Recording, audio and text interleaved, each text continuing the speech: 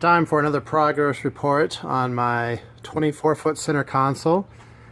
I've got the gunnels glassed, the floor and the insides are glassed, the insides of the hatches are glassed.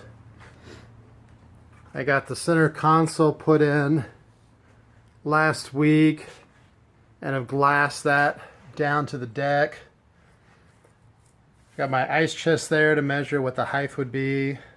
There'll be a door right there with a nice thick pad on it you can lean against if you're sitting on the ice chest. My Boston Whaler had that, so I decided to follow that idea. See, nice wide gunnels to sit on. Made a change. I'm probably not going to do the bait tank seat right there where I was planning before. I think I'm going to do a leaning post instead. And then right in the stern of that rail, I might build out a bait tank that's half in and half out of there. But that's something I can do a little bit later when I decide what I want to do. Also, too, I removed that ramp that was right there and have replaced that whole area with just one piece of wood that I'm glassing in. And then this will be the hatch cover just for the access to the 58-gallon fuel tank that's down and below. So what I'm doing right now is putting primer on the floor, on the gunnels, on the deck, on the sides, and then you'll see here I'm actually marking where there's low spots, where there's pits, where there's high spots, and then I use my epoxy fairing compound to go in and clean that up. And the epoxy fairing compound I'm really happy with. Let me pull it out here and show you what I'm using. So I'm using the Total Boat Total Fair. Bought the 2-pint kit, I think it is, and it works great, or maybe that's the core kit, I forget, but it works really well. And I use that in any areas that they're going to be exposed to water. And then as far as anything under the fiberglass, I'm using Featherite. Everything under the fiberglass will be fully sealed, so I'm not worried about any water absorption with the talc. And then come over here, just using a regular roller to roll on the primer. Most of it will get sanded off. And then most of the boat I've used polyester resin. So you can see I've got MEKP polyester resin. I got it RevChem. And then I use wax, a little bit of wax in the resin in areas that I need to cure and that are going to be the finished surface. Because without wax you end up typically with a tacky surface. And I'm going to go over here and I'm going to show you some rollers that have been a total game changer for me as far as applying the fiberglass goes.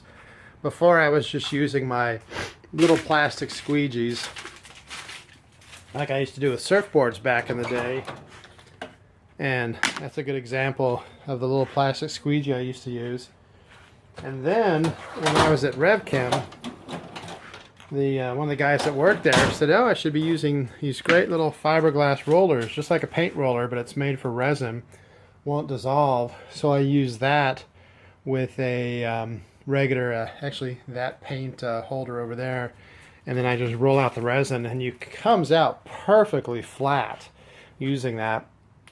As you can see, this spot here, I only have a couple little tiny areas here. And of course, where the seam was, I'll be putting epoxy resin in there after I sand it down. So it's coming out really nice.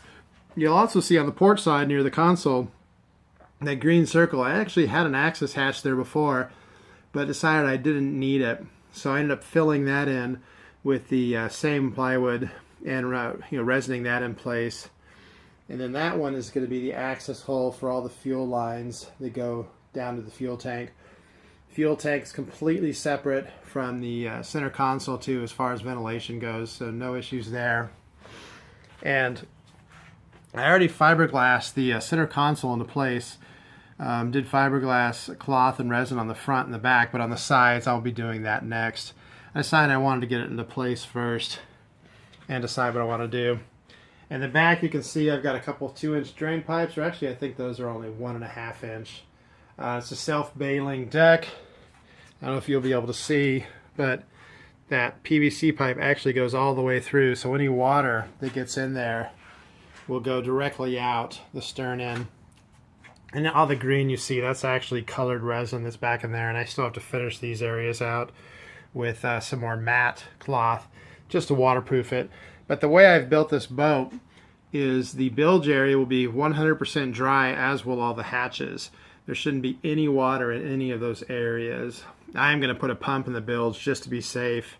And then, of course, I have to decide if I want to put some foam in there, some expanding foam. But that's probably the case. I'll probably end up doing that.